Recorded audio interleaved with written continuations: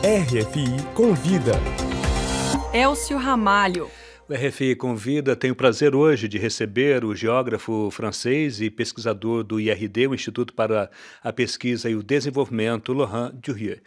Muito bom dia, muito obrigado. Seja bem-vindo à Rádio França Internacional, Laurent. Obrigado a você. Laurent, você é um grande especialista do Brasil, trabalhou e morou muitos anos no Brasil, trabalhou com a questão do monitoramento do desmatamento da Amazônia e conhece muito bem as questões indígenas do Brasil. E eu gostaria de começar justamente por essa questão indígena, que desde o início do ano, com o novo governo, há muitos relatos de situações envolvendo problemas relacionados à invasão de terras indígenas. Você conhece muito bem essa questão. Você acha que os indígenas hoje estão mais desprotegidos a partir desse governo e com as decisões que foram tomadas, por exemplo, como transpor a FUNAI para o Ministério dos Direitos Humanos, das Mulheres e das Famílias e também a demarcação de terras indígenas para o Ministério da Agricultura? Essa situação no Brasil atualmente é preocupante? Olha, sim, claro, é preocupante, mas antes de tudo, tem que lembrar que o Brasil tem instituições e que o novo presidente ele tem que seguir a Constituição. Então, por enquanto, os textos que estão em conversa não são avaliados ainda pelo Congresso Nacional. Então, tem preocupação, tem muita gente que ainda estão começando agressões desses povos. Então, a gente tem casos de agressões físicas, só que essas agressões não respeitam a lei, elas estão contra a lei. Mas o que nos preocupa hoje é de mudar a lei. Porque a lei hoje, claro, não é perfeita, tem muita oposição de grupos indígenas sobre as leis atuais, mas o que tem em jogo é muito mais que isso. A FUNAI deveria ser um grande orgulho do Brasil. E é, para mim, uma grande realização do Brasil sobre a questão indígena.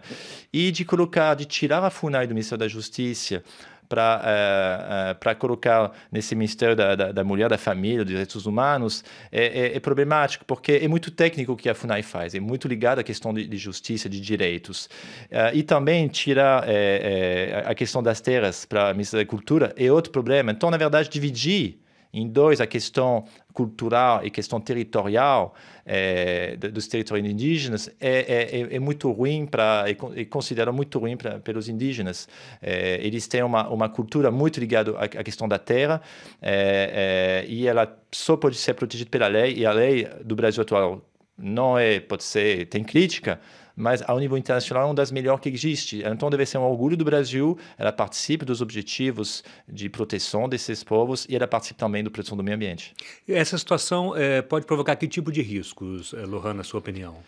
Olha, o primeiro risco, se você enfraquece os direitos desses povos e que você deixa entrar demais cultura europeia, porque a cultura brasileira ela é uma mistura de cultura. E a riqueza dela, e o que o Brasil, no meu ponto, eu sou a pessoa, antes de trabalhar no Brasil, eu amo o Brasil. Minha mulher é brasileira, minhas filhas são franco-brasileiras, então eu entendo muito bem, assim, eu sou um gringo, como a gente fala lá, mas eu entendo muito bem essa cultura brasileira. E o que faz a diferença entre um brasileiro e um gringo? É exatamente essa cultura indígena da América Latina, porque na França a gente tem influência africana. Então, se a gente ataca demais, eu acho que o Brasil vai se perder culturalmente. Eu acho que os indígenas que estão hoje lutando pelos direitos deles também estão apoiando todos os brasileiros, porque essa cultura ela protege a floresta. Uma floresta que não tem indígena, ela tem mesmo uma reserva natural, ela tem muito mais chance de ser destruídas por invasão ilegal do que quando tem indígena. Então, se você ataca ou não deixa os mesmos direitos que tive até agora, você realmente arrisca de colocar tudo isso em risco. E você acredita, Laurent, que está havendo uma espécie de mobilização não só dos índios, mas também fora do Brasil, no sentido de preservar esses direitos? Está havendo uma resistência, está se formando uma resistência para garantir a proteção desses indígenas? Olha, é isso que é uma coisa interessante que a gente vê hoje, muitos grupos internacionais que estão entrando em contato com esses grupos brasileiros, indígenas, de indígenas e também, por exemplo, de apoio da FUNAI, tem várias associações e tem uma mobilização internacional para apoiar isso. Tem também pessoas do Brasil que estão pedindo, pessoas de fora, de apoiar, e a recepção é muito forte. Então, a gente está num momento de crise cultural, da multiculturalidade e também de crise ambiental. Então, as pessoas estão muito sensíveis nessas questões, sim. Você falou justamente de crise ambiental. O Brasil vive, né, atualmente uma crise ambiental de grande proporção, que foi com relação ao Brumadinho. Isso desvia um pouco o foco de alguns outros problemas também que seriam urgentes no Brasil? Olha, Brumadinho também tocou povos indígenas. Tem povos indígenas, os Pataxó, que estão lá também, tive problema. Já os Krenak, na última barragem, também tive problemas. Então, está tudo ligado. A questão é nossa relação com o meio ambiente. O que tem esses povos indígenas? Eles não separou o ser humano da natureza. Eles têm uma visão integrada, cosmológica da relação com a natureza. E hoje, a ciência mais avançada da genética, da ciência complexa, ela chega no mesmo ponto. A gente não pode separar o ser humano genético, é a mesma coisa que planta, a gente está tudo ligado. Então, essa visão deles, que por muitos anos foi uma visão considerada como meio arcaica, ela, na verdade, é muito moderna. Então, nós, científicos, porque hoje, como eu geógrafo, especialista eu fiz meu doutorado no Centro Técnico Aeroespacial, eu estou na ponta da inteligência artificial nessas questões, pouco eu estou interessado também nesses conhecimentos, que eles são muito modernos. Então, é um valor muito grande que o Brasil tem. Então, o risco já é de perder uma riqueza cultural, de conhecimento gigantesca que não foi aproveitada. E tecnológica. Eu, às vezes, faço piada, falo, o dia que a Embraer vai fazer avião com rede dentro do avião, vai ser avião brasileiro. E uma rede no avião vai ser muito mais confortável que uma poltrona europeia, que é uma desgraça. E eu posso pegar um monte de exemplos nisso. Os europeus não tomavam banho quando chegam no Brasil. Quem toma um monte de banho são os indígenas. Então, eu pego esses exemplos engraçados para mostrar que a cultura deles ela é muito forte, que a gente tem que ter um diálogo e que, por enquanto, vamos lembrar que o governo Bolsonaro fez propósito de lei, eles estão respeitando a Constituição. Eu sei que esse governo está criando muito medo de mudar tudo, porque a gente estava numa rejeição do governo anterior, então vamos mudar tudo rapidamente. Por enquanto, eu espero que isso não vai chegar a conflito. Então, eu espero que vai ter esse diálogo, porque o medo é uma coisa e se realmente tem conflito, aí vai ser já outra história. Eu espero que não chegue nesse ponto. Agora, voltando à questão legal, né? Você disse que o Brasil tem algumas leis que podem proteger, mas há um risco de enfraquecimento dessas leis de proteção a esses povos indígenas, na sua opinião? O Brasil corre esse risco de ver um retrocesso na questão legal? Tem um risco que pode ser feito de várias maneiras. Já, se você enfraquece a cultura indígena, pode ser que os jovens indígenas não vão querer mais ser indígenas, vão preferir no supermercado, no shopping, do que buscar as frutas no meio da floresta. São umas escolhas, tem uma questão da modernidade. E atrás disso, se você começa a autorizar, por exemplo, com o Ministério da Agricultura, que vai falar, não, essas terras são terras de produção, e se os indígenas querem produzir soja, você vai ter um risco de ter indígenas que vão ter o retrocesso do valor, que é uma coisa, claro, que hoje o discurso é o quê? Você não tem direito de fazer, mas as pessoas fazem do mesmo jeito, então melhor fazer dentro da lei, que pelo menos os povos vão receber o dinheiro da coleta.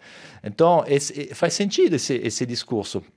Mas, na minha visão, hoje, por exemplo, na COP21, o Brasil decidiu restaurar 14 milhões de hectares de terra, que são mal utilizados. Você vê na Amazônia, tem um monte de pastagem, tem uma vaca a cada quilômetro, uma loucura.